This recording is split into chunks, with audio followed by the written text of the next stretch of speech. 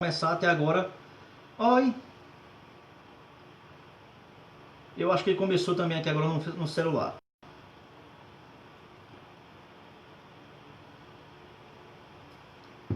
Bom dia, boa tarde, boa noite a todos. Graça e paz do Senhor Jesus a todos vocês. Como sempre, como prometido, né? A gente tem aqui tentado se esforçar ao máximo para contribuir com o ensino teológico através dessas lives, ok? Eu não sei aqui. O celular tá gravando também já, eu acho que tá. O celular tá gravando, ok? A gente vai continuar de onde paramos ontem, tá ok? Hoje eu resolvi ficar em pé, que eu tô com uma bunda doendo de tanto que eu tô aqui sentado já dentro de casa, certo? E a gente vai dar continuidade de onde paramos, certo? A gente já fez aqui várias abordagens com relação a palavra tão mastigada que a gente viu aqui no Antigo Testamento, as expressões, né, que tem cunho escatológico. Nós já aqui estamos tratando de uma matéria teológica chamada escatologia, a doutrina dos últimos dias, das últimas coisas, os que está por vir, tá ok? E hoje eu tô aqui com ele aqui em mãos, certo? Olha só, tô aqui com o livro em mãos. O cara é muito grosso, olha só, o livro é grosso demais, olha só o livro, ó. Tá vendo aí, ó? Teologia do Novo Testamento. Vou mostrar aqui de pertinho aqui o nome do cara. Olha aí, ó. George Eldon Land, né? George Land, Teologia do Novo Testamento, aqui, ó. Tá vendo? O cara aqui é grossão, grandão pra caramba. Por que é que eu tô mostrando esse cara aqui? Lembra que não foi na live de ontem, mas sim na live de... Essa já é a sexta live, se eu não me engano. Parece que foi na quarta live no finalzinho, a gente tava encerrando sobre os últimos pontos que a gente tinha que mostrar com relação ao Antigo Testamento, né? Eu concluí com a conclusão, né, de um autor pós-tribulacionista, onde ele faz lá as suas colocações, né, e reconhece ele mesmo como um pós-tribulacionista. Ele admite, né, ele reconhece que a forma mais honesta de se compreender certos tipos de assunto é através do uso do método de interpretação literal, histórico, gramatical, certo? Que infelizmente é um método que não é utilizado, né, pelas escolas amilenistas ou pós-milenistas ou pós-tribulacionistas, entendeu? É como eu aqui vou ficar sempre tocando nessa questão. O que mais divide as escolas é o seu método interpretativo das escrituras, tá ok? Vai depender de que tipo de método você adota para entender as passagens bíblicas. E quando a gente vai tratar sobre isso, assim, eu não vou mais tratar sobre métodos de interpretação. Por que eu não vou tratar mais nesse assunto? Porque é muito importante eu tratar. Porque já tem aí várias no meu Facebook, é só você entrar. Aí já tem várias videoaulas que eu passei um tempo, acho que tem umas... Tem na faixa de umas 12, tem umas... Não, 12 não, tem 7.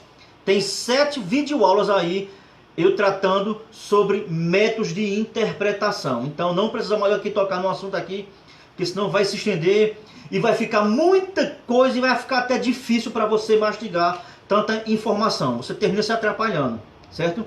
Mas só que você deve entender que em tratando-se de escatologia, o que mais divide as escolas são os seus métodos empregados para se interpretar as escrituras, ok? Então eu mostrei, eu tenho aqui o livro do cara, não?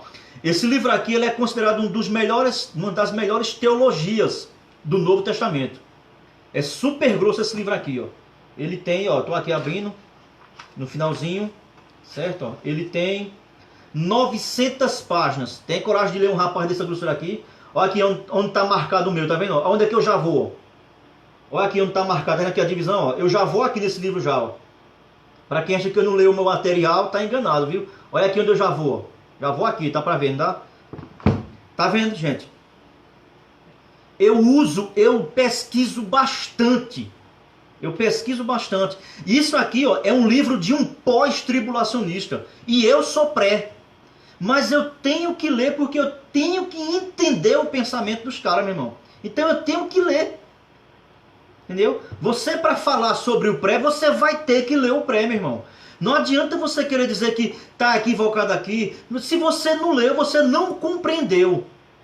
Então, para poder você entrar com crítica, entrar com contra-argumento, você tem que primeiro entender a linha de pensamento da escola a qual você quer tentar refutá-la.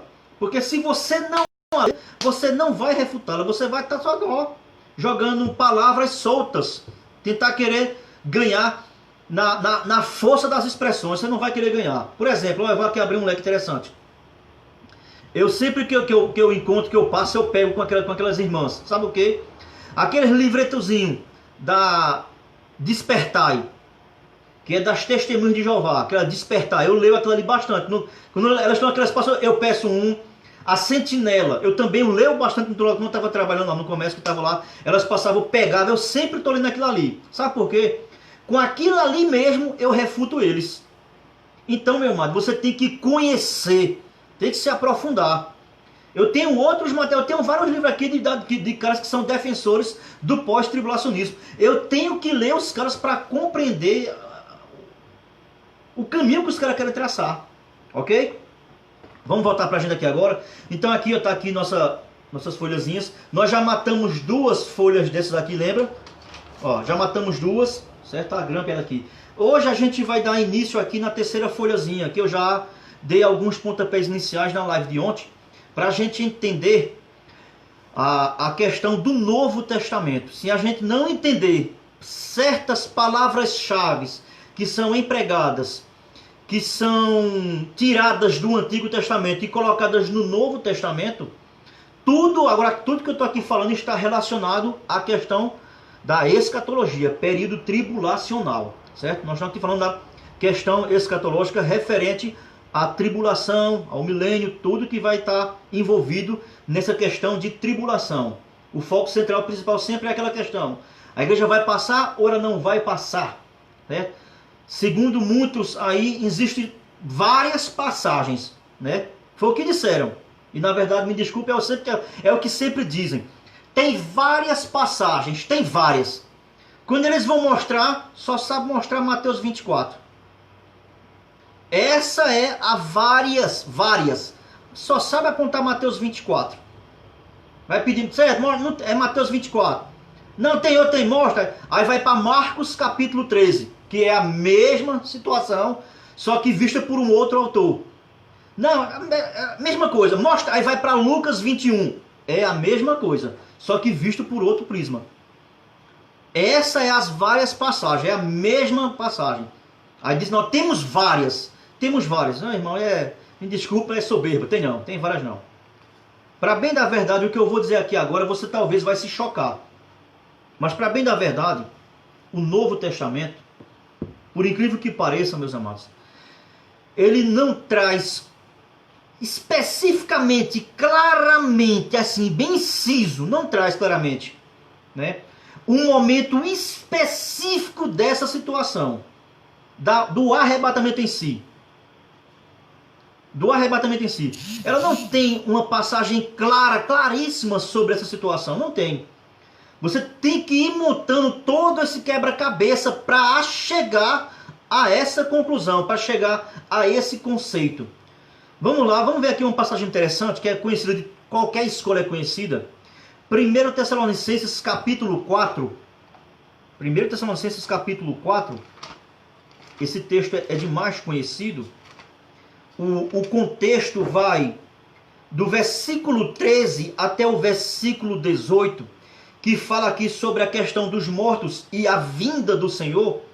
Esse texto aqui, por incrível que pareça, né, é muito utilizado para... Realmente é o texto utilizado para se tratar realmente do arrebatamento. Esse texto aqui nem prova antes e nem prova depois. Por incrível que pareça. Esse texto nem prova antes e nem prova depois. Mas quando você junta e você entende todo o conceito e a mensagem que Paulo quer trazer, aí você consegue chegar a algumas... Deixa eu botar aqui que o pessoal está aqui falando. Gente, não posso responder. Começou, como é que eu vou responder? Não tem como responder aqui não agora. Ok? Até porque está desativado aqui o teclado, não tem como eu responder. Entendeu? Então se faz necessário a gente ver qual é a aplicação. E hoje a gente vai deixar aqui só apenas algumas questões, certo? Algumas perguntas. Vamos fazer algumas colocações para que a gente depois possa ir trabalhando elas uma a uma para a gente chegar e ir montando todo esse quebra-cabeça, tá ok? Eu gosto de usar a figura do quebra-cabeça para a gente entender essa situação. Por quê? Não sei você quando criança, né? Ou agora, se você é uma pessoa que já montou um quebra-cabeça. Por exemplo, quem já montou um quebra-cabeça de 1000 peças? É muita peça, gente, né? Quem já montou, por exemplo, um quebra-cabeça de 500 peças?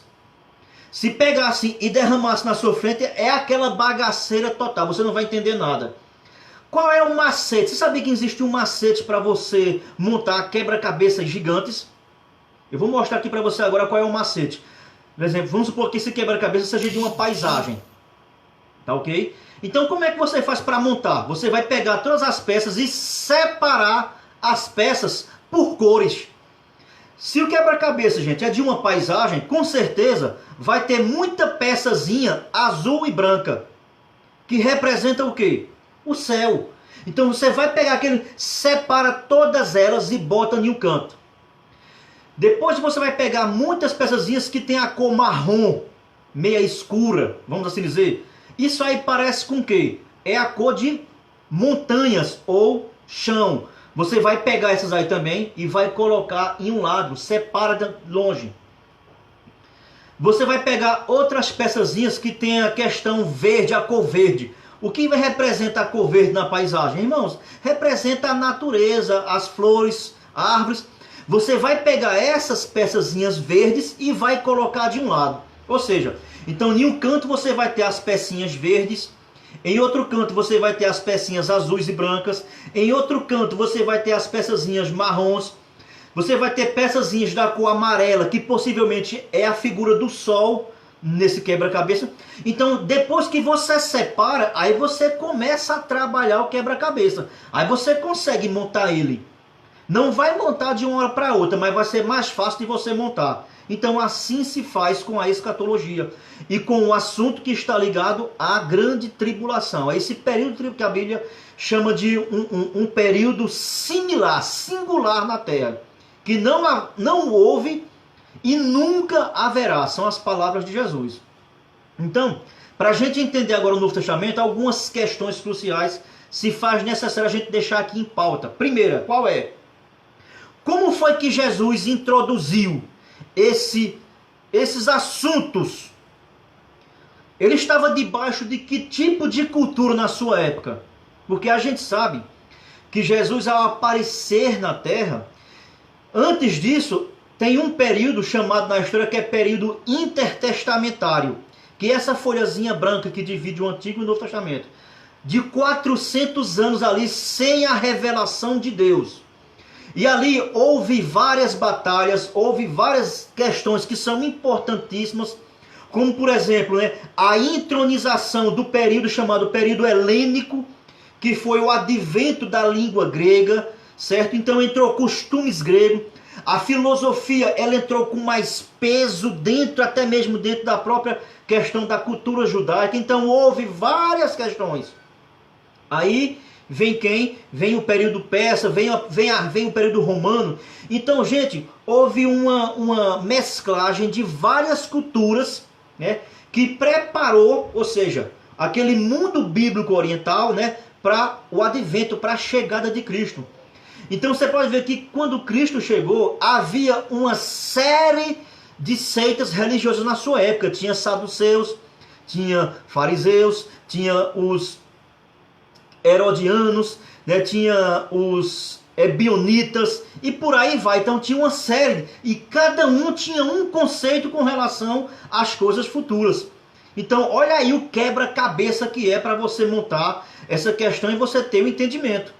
Então Jesus estava debaixo de uma nova cultura e com uma nova perspectiva, totalmente diferente.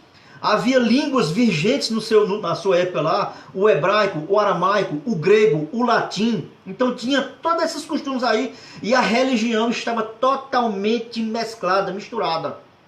É claro que o judaísmo se sobressaía, né, devido ao zelo né, do povo judeu, principalmente dos fariseus, tá certo? Então, como foi que Jesus introduziu esses assuntos que não eram assuntos que eram claros ainda? Por exemplo, Jesus foi o primeiro a introduzir um termo que está ligado com ressurreição, que na perspectiva do Antigo Testamento nunca se ouviu falar. No Antigo Testamento se ouvia falar da ressurreição dos mortos. Era ressurreição dos mortos. Aí chega Jesus em um diálogo e diz: mas na ressurreição dentre os mortos, e agora, como é que fica? Com certeza os seus ouvintes, a sua plateia, ao ouvir essa expressão, eles ficaram meio que sem saber o que dizer. Como assim, dentre os mortos? Jesus já introduziu um tipo diferente de ressurreição. Tá vendo que é diferente? Tá vendo que é muita coisa? Uma palavrazinha, ela vai abrir um leque gigantesco, enfadonho de pesquisas para você ir correr atrás para poder entender. Ou seja, Jesus veio com uma pecinha do quebra-cabeça da cor azul, diferente, então separa.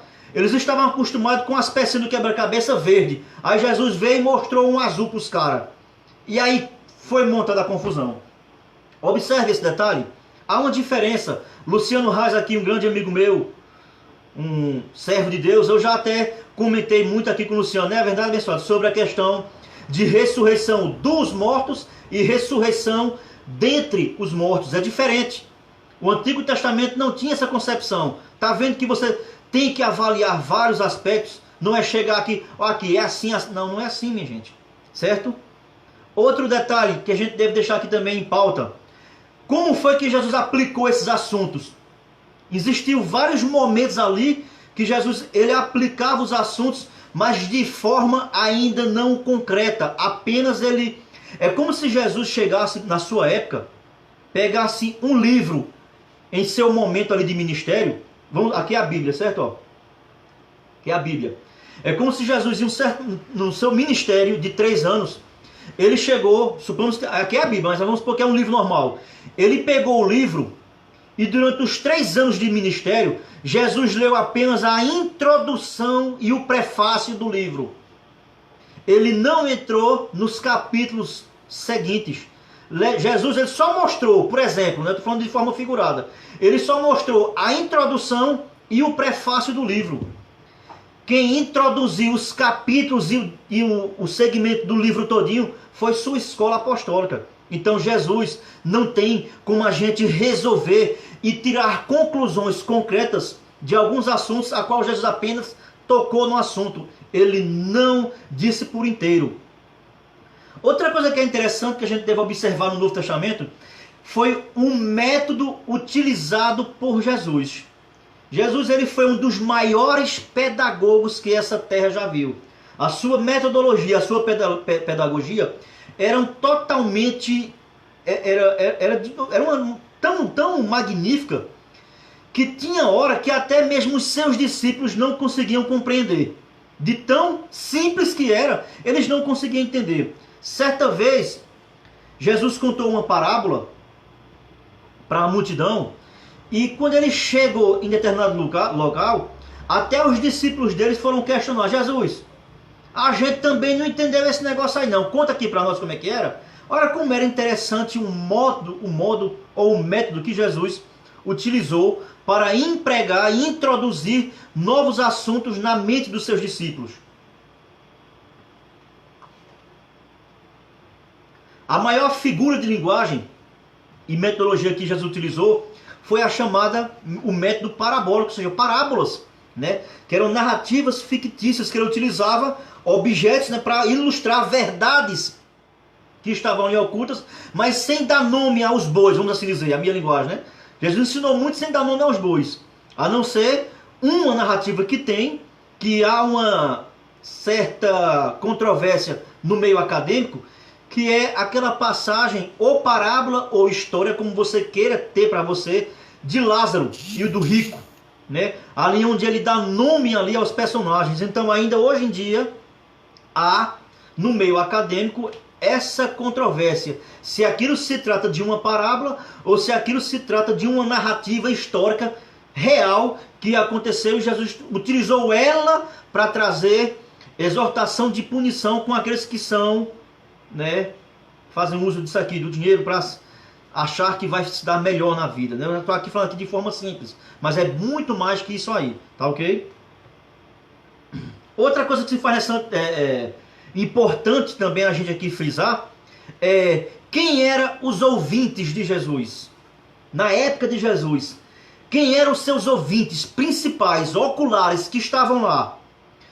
Porque a forma de ensino que Jesus utilizou, ela se encaixava perfeitamente com seus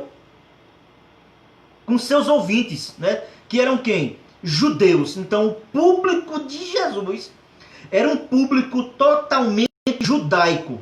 Era um público judaico, porque todas as figuras de linguagem, todo o simbolismo que em algumas questões Jesus utilizou, todas elas, todas, estão ligadas ao judaísmo. Até porque o próprio Jesus era judeu. E Jesus chega a afirmar isso claramente, né, para aquela mulher lá do poço, na samaritana, do poço de Jacó. O próprio Jesus disse para ela assim: a salvação vem dos judeus. Então, toda a raiz de ensinamento e a linguagem empregada por Jesus era para o seu povo. Então, era uma língua totalmente vertida para questões judaicas. Tudo isso aí está ligado ao judaísmo. Então, Mateus 24, meu querido, por mais que você queira alegorizar e transmitir ali e empregar simbolismo ali para descaracterizar e tirar o figurino do texto ali, você vai estar quebrando o texto bíblico. Não tem como você ali interpretar fora de uma visão judaica. É impossível você interpretar ali fora de uma visão judaica. Se você for interpretar de forma que venha desvirtuar o conceito judaico, você está interpretando qualquer outra coisa, menos a palavra de Deus. Você está interpretando qualquer outra coisa, menos a palavra de Deus. Não tem como desvirtuar o judaísmo ali, tanto dos evangelhos quanto das cartas apostólicas, tá ok? Outra coisa interessante, que vale a gente aqui também frisar, certo? O que ele ensinou, ele deu por completo? Com certeza Jesus não deu por completo. Olha que coisa aqui interessante. Quando você vai abrir aqui, ó, se você quiser abrir comigo aí no Evangelho de João, abra aí João, capítulo de número 5. Eu acho que é o capítulo 5 aqui que tem uma questão que eu acho interessante demais.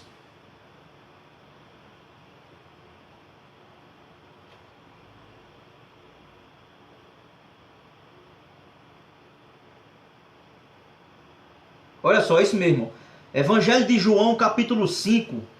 Tem um contexto aqui, sabe, mas é muito gigantesco. Mas se você quiser entender, é só você ler João, capítulo 5, do versículo 19 até o 47. Ó, é gigantesco. Aí você vai entender aonde Jesus se encontrava e do que é que ele está tratando, certo? Mas ó, olha aqui, eu quero frisar um dos pontos da matéria escatológica, que é o que? Ressurreição. Olha, Jesus falando sobre ressurreição. Escatologia, evento futuro, não é verdade? Olha só, Evangelho de João, capítulo 5, versículo 28. Olha o que diz o versículo 28. Ó. Não vos maravilheis disto, porque vem a hora, olha a expressão escatológica, ó, em que todos, olha só, todos, os que se acham nos túmulos, ouvirão a sua voz e sairão. Tá vendo aí, ó? Jesus está falando de ressurreição, certo? Jesus está falando de ressurreição. Versículo 29, olha o que ele vai dizer agora, de João, capítulo 5, versículo 29. Os que tiverem feito bem para a ressurreição da vida. Não tem como negar que Jesus está falando aqui de um assunto escatológico futuro. Não tem como você negar. Aqui tanto faz qualquer tipo de metodologia interpretativa que você queira colocar. Jesus, claramente, você vai concordar comigo, que ele está falando de ressurreição. João capítulo 5, versículo 29. Ó. Os que tiverem praticado o mal para a ressurreição do juízo. Concorda comigo? O que foi mais que ele aqui colocou? Gente, ele só tocou nesse assunto. Jesus aqui ó, não entrou na questão da ressurreição do corpo glorificado. Ele não falou como Paulo falou, por exemplo, lá em 1 Coríntios capítulo 5. Você pode ver que Jesus, ele deu pontapé inicial nos assuntos, mas ele não destrinchou por completo.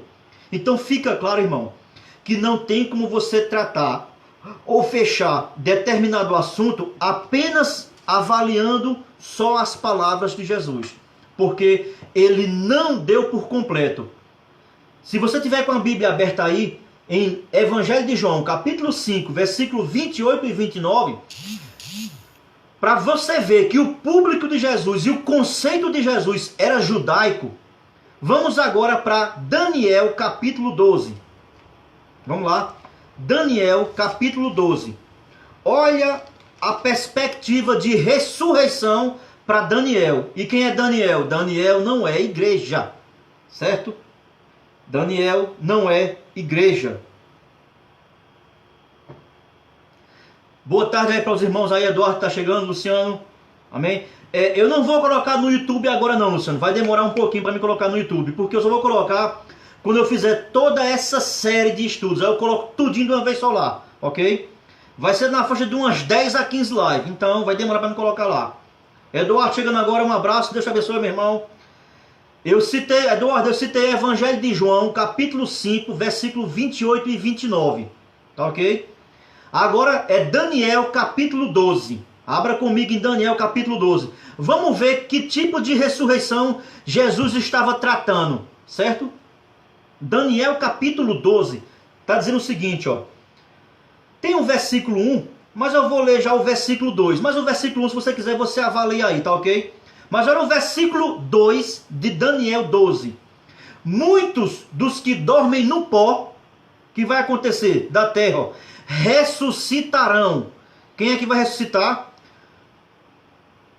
Muitos dos que dormem no pó, né? Para quê, ó? Uns para a vida eterna, outros para a vergonha e horror eterno. E o que mais? Ponto. Não se toca em corpo ressurreto. Não se toca em transformação de corpo glorificado. Por quê? Porque essa é uma nova luz que foi dada no Novo Testamento. E que não era para o povo judeu.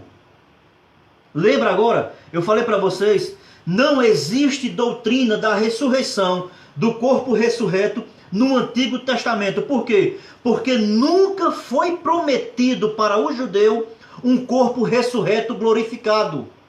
Não foi prometido a eles. Você não vai encontrar passagem, irmão. Você não vai encontrar. Né? Você não vai encontrar. Então você pode ver que Jesus está aqui tratando com um público judeu. Então ele apenas reforçou toda a escritura judaica lá na mente do seu povo lá. Então não tem, irmãos, como você querer introduzir ou destrinchar um assunto à luz apenas do que Jesus disse. Olha aqui outra expressão interessante para você ver. Eu estou aqui querendo mostrar para você qual era o conceito de ressurreição para o povo judeu.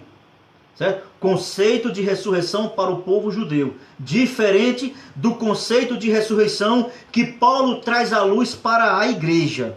Certo? Você viu aí? Vamos agora dar um pulozinho. Ainda no Evangelho de João.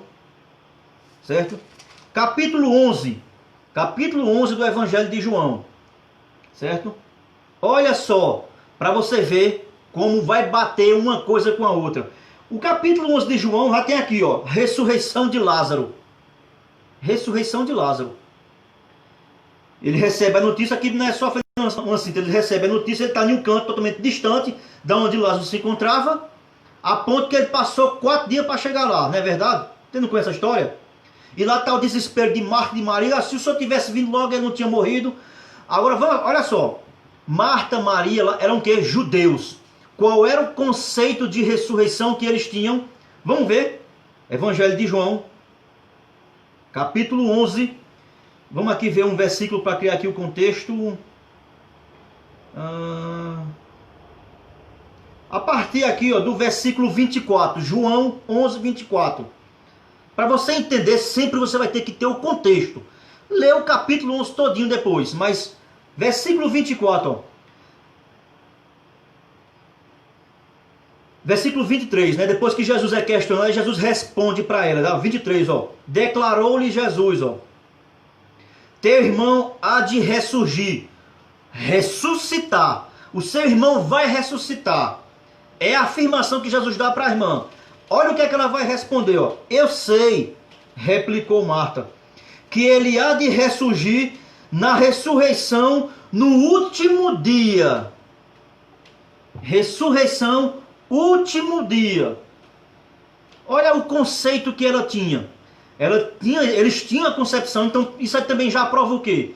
Na veracidade e na crença da doutrina da ressurreição, né? Que há alguns que dizem que eles não criam na doutrina da ressurreição. Aqui está muito claro. A irmã de Lázaro aqui sabia que no último dia ele iria ressuscitar, ok? Último dia. Aí aqui ela vai continuar aqui, ó. Disse-lhe Jesus, ó, eu sou a ressurreição, a vida, e quem crê em mim, ó, ainda que morra, viverá. Cadê aqui? Onde é que tem aqui mais? Aí aqui ela vai entrar aqui no contexto, né, onde ele vai dizer, não, tira a pedra, lá já faz 4 dias que ele não vai estar, tudo mais. Então vocês por aí observaram, certo? A gente tem aqui que sintetizar para que não fique muito extenso. Mas a gente tem que entender o que é que eu quero passar. É que Jesus, ele não ensinou tudo claramente. Ele apenas deu a introdução e o pontapé inicial. A missão de completar esse ensinamento claro para a igreja ficou para os apóstolos, ok? Então aqui a gente vê aqui, ó, aqui já apareceu outra expressão que é interessante.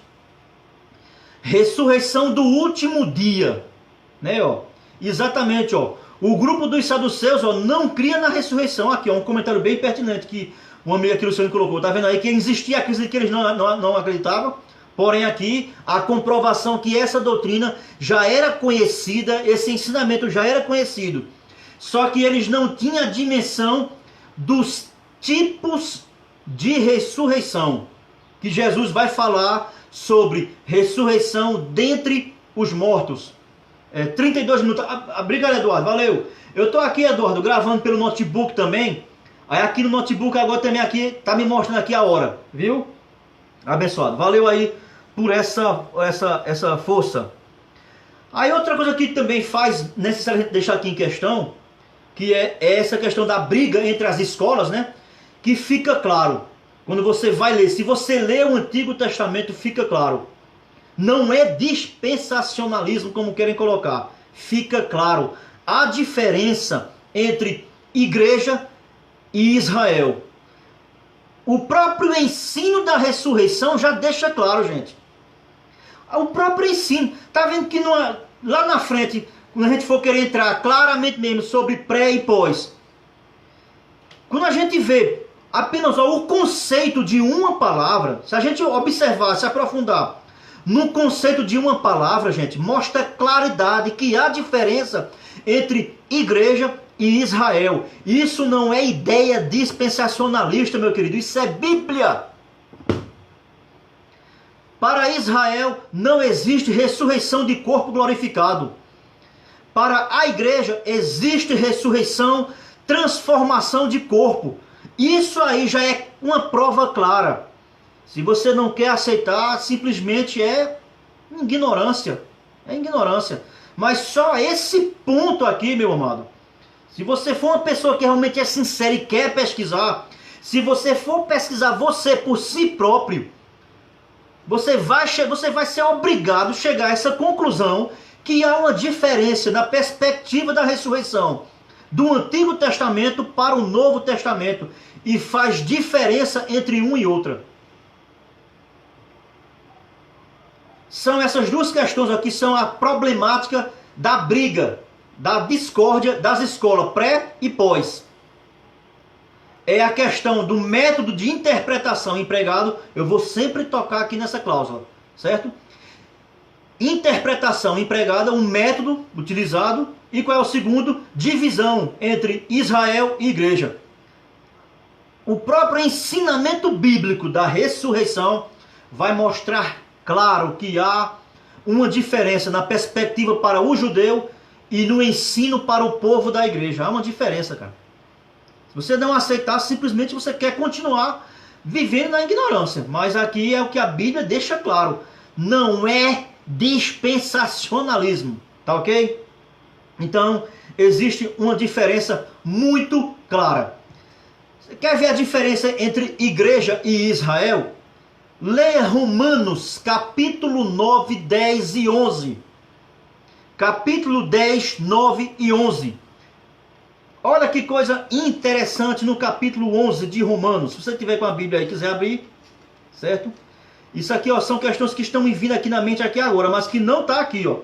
No meu cronograma não está aqui não. Romanos capítulo 11 não está não. É só você entender, ó. Romanos capítulo 11. Do versículo 11 para baixo. É só você ler. Romanos 11, 11 e ler o restante. Ele vai aqui explicar uma pergunta retórica para a classe judaizante que estava na igreja de Roma. Romanos 11, 11, olha o que é que ele vai dizer, ó. Pergunta, pois, porventura tropeçaram para que caíssem? Então, o objetivo de Israel tropeçar foi que para que realmente eles ficassem caídos e a igreja agora triunfasse? Será que é isso mesmo? Olha a resposta de Paulo, meu irmão, a resposta de Paulo. De modo nenhum.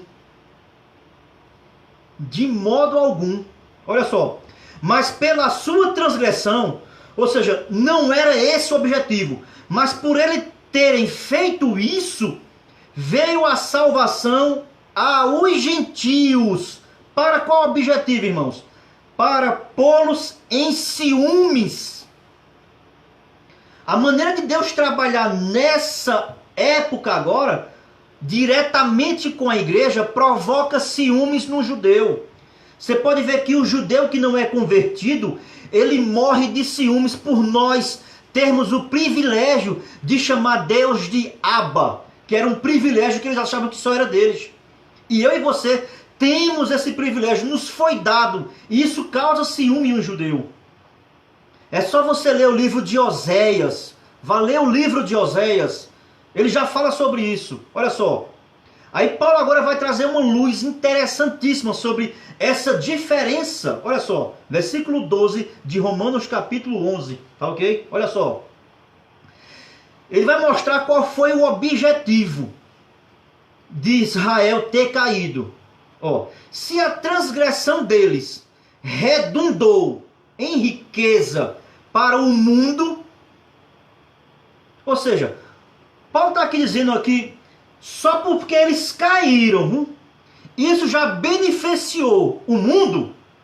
É a linguagem de Paulo. É porque aqui, ó, a minha Bíblia é a versão atualizada. Você pode pegar a linguagem de hoje, a NVI, a corrigida, certo? Mas é por trás o entendimento de Paulo que Paulo quer trazer isso aqui. Na verdade, Paulo está dizendo assim, ó. Paulo está dizendo o quanto foi bom eles terem caído. E o seu abatimento em riqueza para os gentios, tá vendo aí, ó? Quanto mais a sua plenitude. Quanto mais a sua plenitude. Ou seja, o que Paulo quer dizer na nossa linguagem nordestina é o seguinte, ó, irmãos. Nesse momentinho eles caíram. E essa queda dele proporcionou a salvação para todo mundo, gente. Então, se com a queda trouxe tanto benefício, imagina quando eles se tornarem plenamente estabelecidos de novo. É o que ele vai dizer aqui no restante do conteúdo. Então Israel não foi esquecido e a igreja não está no lugar de Israel. É aquilo que eu disse na live de ontem. São várias teologias, mas você deve ler a Bíblia. Você deve ler a Bíblia. Busque dicionários, pegue bons comentários, pesquise gente que tem argumento, gente que tem conteúdo bíblico, meu irmão. Eu estou lendo só a Bíblia. Estou lendo só a Bíblia. Vamos ver aqui o que ele vai dizer mais. Olha só. Dirige-me a todos vocês, no versículo 13 de Romanos 11, ó, que sois gentios. Então Paulo agora está se dirigindo para quem? agora não, Paulo está se dirigindo para os gentios. Ou seja, Paulo aqui está, sabe o que? Tirando o privilégio e orgulho que os gentios estavam aqui, ó. Porque estava dizendo que agora quem manda é eles, Israel já era. E Paulo, epa, vocês estão totalmente equivocados. O próprio Paulo mesmo vai dizer assim, ó, eu mesmo sou judeu. Então se o judeu for esquecido, então o que vai ser de mim? Eu mesmo sou judeu. Vai ler Romanos capítulo 9 e 10? Eu estou aqui no capítulo 11. Olha só. Dirijo-me a todos vocês que são gentios, ó. Por quê, ó? Visto, ó, pois, ó, que eu sou apóstolo dos gentios. Glorifico ó, o meu ministério. Então vamos lá, ó. Para ver ó, se de algum modo posso incitar a emulação os do meu povo. Quem é o povo de Paulo? Paulo tá se dirigindo, meu povo. Quem é o povo de Paulo? Não é os gentios. O ministério de Paulo era com os gentios diretamente, mas com os judeus também. Certo? Porque há aí quem diz que Paulo foi levantado para pregar só para os gentios. Está equivocado. Vá ler Atos dos Apóstolos, capítulo 17. Paulo fala da sua missão lá, que não só para gentios, mas para judeus, reis e governadores. Vamos continuar. Versículo 15, ó, porque, ó, se o fato, ele agora vai explicar, dar mais luz ainda ao entendimento, ó, porque se o fato de terem sido rejeitados trouxe reconciliação ao mundo, ou seja, então quer dizer que o quê? Que o mundo estava o quê? Desreconciliado. Estava o quê? Separado, afastado estava o mundo. Porque os judeus eram o primeiro lugar. Vou ler de novo. Porque se de algum modo... Versículo 15 ó. Versículo Romanos 11, 15. Eita caramba, vamos lá. Romanos 11, 15, olha. Porque se o fato de terem sido eles rejeitados trouxe reconciliação ao mundo, ó, que será? Olha, que será o seu restabelecimento, se não vida eterna dentre os mortos? Epa! Dentre os mortos. Não é ressurreição dos mortos. Olha o que Paulo está aqui colocando, meu querido. Meu irmão, minha irmã, povo de Deus. A diferença de Israel e igreja, cara. A diferença de Israel e igreja. Me perdoe, mas os irmãos pós-tribulacionistas, eles dizem que só é igreja, não é Israel. Eu vou ficar com Paulo. Me perdoe, gente, eu vou ficar com Paulo. Paulo diz que não é.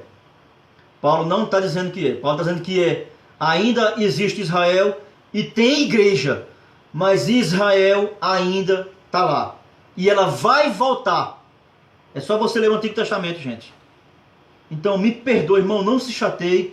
Não me tenha aqui por querer debochar ou achar que eu sou... Não sou na verdade, gente, mas a Bíblia está dizendo, Paulo está dizendo que quando eles forem restabelecidos de novo, então a igreja não está ocupando e não está ocupando definitivamente o papel de Israel. A igreja está fazendo o papel de igreja. Nesse momento agora da história, Deus está tratando com as nações através da igreja. Ele está usando a igreja para trazer as nações ao arrependimento, ao seu conhecimento. Uma coisa que ele fazia antes através de Israel. Só que Israel não entendeu o seu papel. Israel não entendeu o seu papel. Eles queriam ficar com Deus só para eles. Entendeu? Você entende isso em Romanos capítulo 2. Ou é capítulo 2 e capítulo 3. Você entende isso. Tá ok? Então, irmãos, ainda tá lá, guardadinha, só esperando a manifestação, a parousia do Senhor, para que eles possam também serem punidos, castigados pela sua rebeldia, que é chamado de dia de ira, dia da vingança. A tribulação está destinada a produzir arrependimento para a nação de Israel e para trazer a juízo os pecados de todas as nações, os ímpios e incrédulos. Então, se você tiver a perspectiva, essa noção, aí você vai entender. É isso que eu quero sempre explicar e frisar, irmãos. Quando você tem conhecimento das palavras, das expressões e qual é o seu emprego, ela por si só já faz distinção de quem está mais próximo, se é o pré ou se é o pós. Só isso aí já faz uma distinção. A própria doutrina da ressurreição, vou frisar de novo, a própria doutrina da ressurreição já deixa claro que há uma diferença entre ressurreição na perspectiva pré e na perspectiva pós. Mas para os pós, eles dizem que não tem. A Bíblia diz que tem, caramba. Me desculpem, meus amados. A Bíblia diz que tem. A Bíblia fala de ressurreição dos mortos e dentre os mortos. Há uma distinção. Uma para um grupo e outra para o outro grupo. Mas infelizmente na visão pós, é uma só, de uma vez só. A Bíblia diz que não é de uma vez só, cara. A Bíblia diz que não é. Vamos só, se a gente aqui continuar lendo aqui Romanos capítulo 11, amados, não sou eu, é Paulo. Paulo dá uma lapada nessa teoria de que a igreja hoje é Israel. A igreja hoje é a igreja, gente. A igreja hoje é a igreja.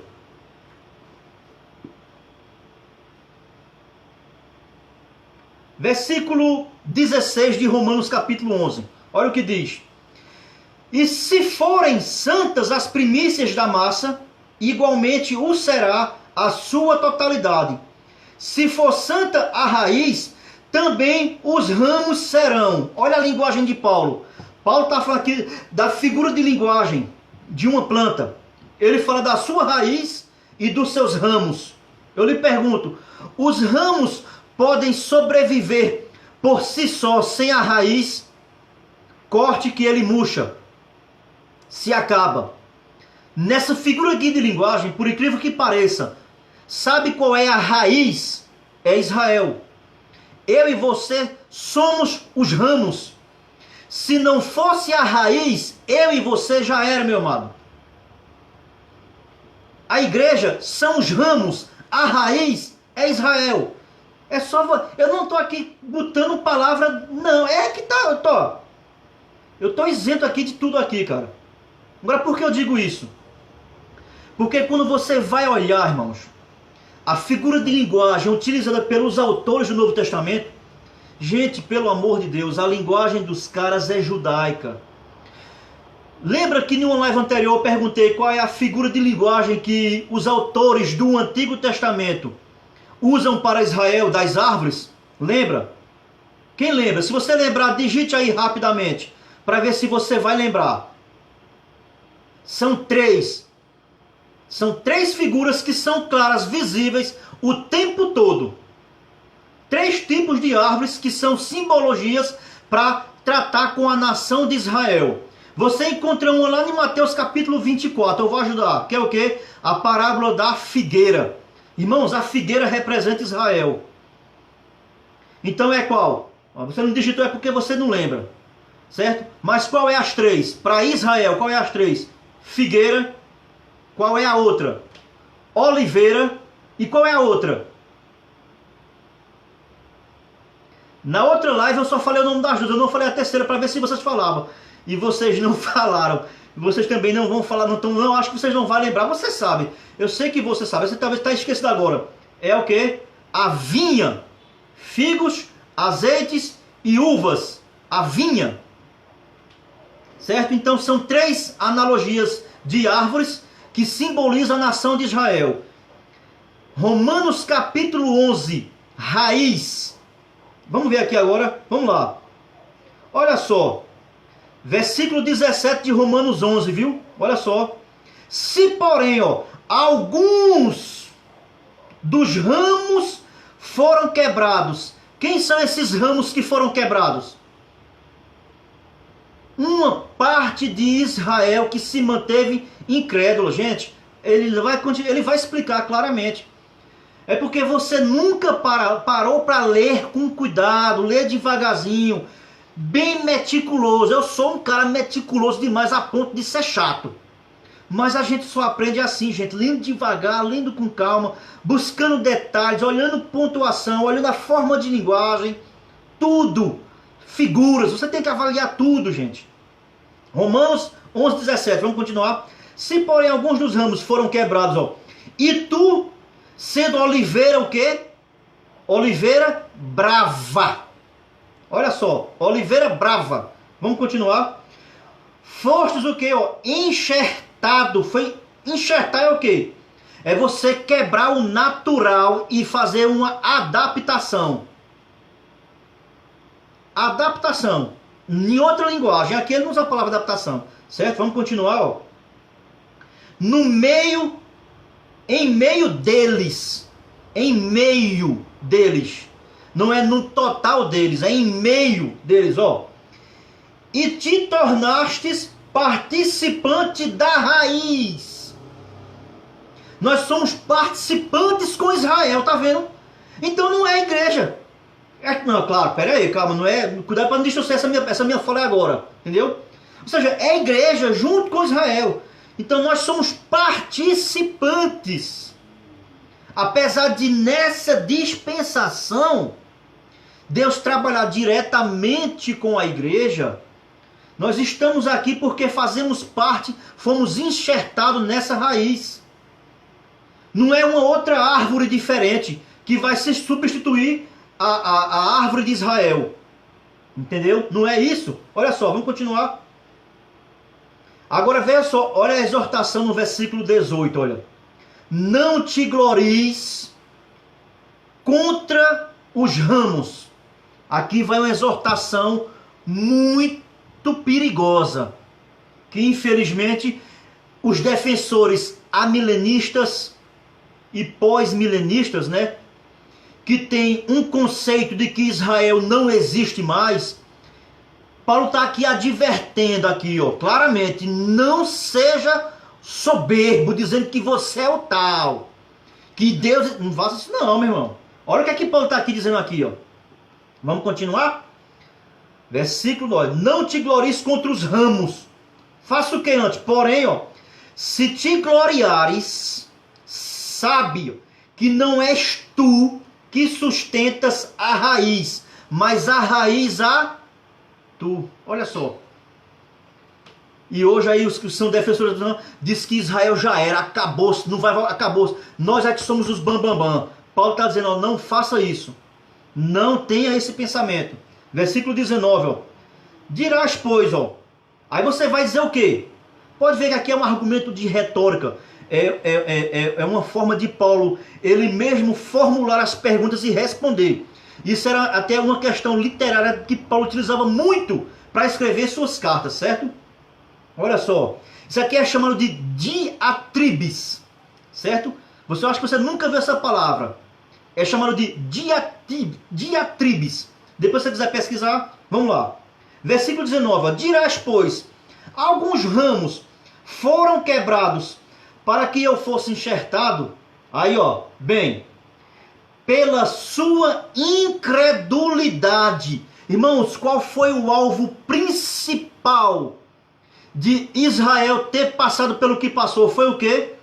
Incredulidade. A incredulidade deles trouxe salvação para mim e você, meu irmão. Aí eu lhe pergunto, vamos continuar lendo o versículo 19 de Romanos 11, viu? Versículo 20 quer dizer, ó, bem, pela sua incredulidade, ó, foram quebrados, ó. Tu, porém, mediante a fé, nós fomos enxertados lá porque tivemos o quê? Fé. E o que mais? Versículo 20. Não te ensoberbeças, mas teme. Por que ele manda o cara temer? Os que foram enxertados, a igreja, eu e você, por quê, ó? Porque, ó, se Deus não poupou os ramos naturais, Deus não poupou os ramos naturais, também não te poupará. Ui! E agora? E se a gente continuar lendo mais Romanos 11, é que a pancada desce segura, meu irmão. Irmãos, pelo amor de Deus, não me tenha por ignorante. Não fique com medo dessas palavras, certo? Mas, irmãos, há distinção entre a igreja de Israel. há uma distinção, a Bíblia trata claramente. É porque, infelizmente, né, as pessoas dizem assim, não, cadê que não tem um versículo dizendo assim? Tem, meu irmão. É porque você quer que esteja de acordo com as suas palavras, é? Foi que nem um comentário que, uma palavrazinha que um abençoado colocou aí na minha postagem, naquela época, né, de uma passagem lá, cadê a palavra antes, né? Já mostrou, irmão, que a hermenêutica do abençoado é com base apenas nessa palavrazinha, nesse contexto. Então que para ele só vale se tiver a palavrazinha. O que vale é a palavrazinha. E o conceito ao todo é jogado fora. Se a gente fosse a ter só porque não tem a palavra, meu irmão, só porque não tem a palavra, então infelizmente eu e você não vai poder mais crer na Trindade. Eu pergunto, você quer desacreditar na Trindade? Porque a palavra Trindade também não aparece na Bíblia, não. Aí eu lhe pergunto, isso é argumento para eu e você não crer na Trindade? É o conceito, meu amado. O conceito está muito claro. Por exemplo, é como os amilenistas que diz que não vai ter o período do milênio. Não vai ter. O argumento deles, sabe qual é, gente? Olha que argumento fraco. Na verdade, eu não vejo isso como argumento. Eu vejo isso como falta de argumento. Sabe qual é o argumento deles? De dizer que não vai ter o milênio? Porque não tem a palavra milênio. Se você for perguntar aos às vezes vão dizer, não é esse não, o argumento não é esse não. Mas na sua raiz deles, o argumento deles é esse mesmo. Só que eles vão arrodear, fazer o marabarismo para dizer que não é porque é assim, não sei o que, é figurado, é simbólico. Conversa fiada, meu irmão. Me desculpe aqui a minha brutalidade, mas é conversa fiada, cara. Não tem a palavra milênio, não tem mesmo não. Mas tem o conceito em todo o panorama bíblico, cara. Tem o conceito, e o conceito por si só, ele já fala. Irmãos, vamos parar por aqui que já vai em 1 hora, certo?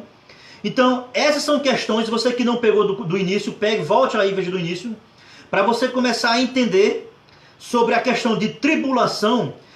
Você tem que primeiro ver como é que esse conceito ele foi desenvolvido através do Novo Testamento, tá ok? Se você não observar essa forma de linguagem que o Novo Testamento traz, você ainda vai continuar com muitas dúvidas. Porém, eu também quero dizer o seguinte, não quer dizer que depois que você tiver um conhecimento pleno de todas as palavras, não vai ficar dúvidas. Não, vai ficar, ainda vai ficar, cara. Ainda vai ficar. Mas você vai ter uma melhor compreensão. Entendeu? O meu objetivo de fazer isso aqui é o que, irmãos? Não é, eu vou sempre repetir, não é para mudar a posição de ninguém. Mas é para você, por si só, pegar o freio de mão e peraí, puxa aqui. Você já recebeu muita informação do que você defende. E agora, eu lhe estou trazendo muita informação que eu tenho certeza que você não tinha conhecimento. Então o objetivo é o quê? Peraí, puxa aqui o freio, para e vamos reavaliar de novo. Eu não vou mudar não, meu amado, minha amada, a sua posição. Eu não vou mudar. Mas muita coisa que eu estou aqui dizendo e ainda vou dizer, eu tenho certeza que eu vou fazer você puxar o freio. Se você for uma pessoa que realmente crê nas Escrituras, só se você crê nas Escrituras, porque se você não crê nela, não podemos fazer mais nada. Eu não sou o Espírito Santo. Evangelho de João, capítulo 16, Jesus diz, porém aquele quando vier, convencerá o mundo do pecado, da justiça e do juízo. Quem convence o homem de certo e errado, o outro consolador, a palavra, o Espírito Santo. Eu não convenço, mas eu consigo fazer você puxar o freio. A não ser que você não queira viver, para você tá tudo bom demais, mas à luz da Bíblia, a diferença, gente, a diferença é clara. Ó, aqui encerramos mais uma folhazinha, tá ok? Amanhã é sábado, amanhã a gente vai descansar. Domingo a gente também vai descansar. E segunda-feira, em nome de Jesus, a gente está aqui de volta, nesta mesma hora e neste mesmo canal, ok? Para os irmãos que entraram aí, eu só desejo a vocês a paz do Senhor. Que Deus abençoe vocês. Se vocês não viram por completo, você vai ter que voltar lá para pegar do início de onde a gente começou. Inclusive, até se você não assistiu nenhuma, se você não assistiu nenhuma e voltar para assistir só essa, aí é que você não vai entender mesmo. Tem que ir lá para a primeira. E todas elas se encontram aí no meu Facebook, tá ok? Um abraço para todos e que Deus abençoe você em nome de Jesus. Para você aqui também do notebook. Um abraço, valeu. Deus abençoe vocês. Valeu, tchau.